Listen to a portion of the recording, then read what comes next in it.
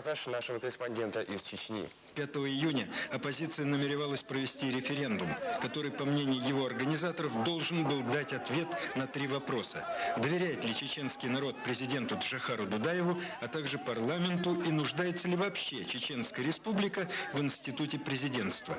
Но референдум не состоялся. Провести его помешал Джохар Дудаев. 4 июня на рассвете его гвардейцы штурмом овладели зданием городского собрания и городской полиции. Располагались вооруженные боевики оппозиции.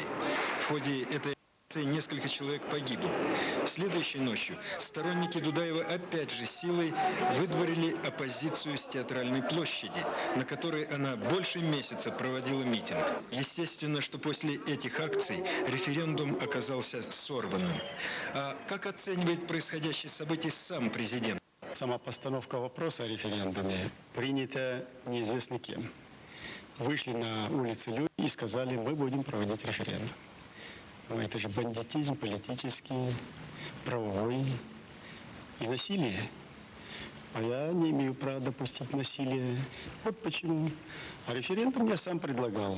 Причем сам, как вы помните, выносил вопрос о доверии президенту и о необходимости внесения изменений в Конституцию. Сейчас президент готовит указ о референдуме, который, по всей видимости, будет проведен в июле, и на котором чеченский народ скажет свое слово о новой Конституции республики.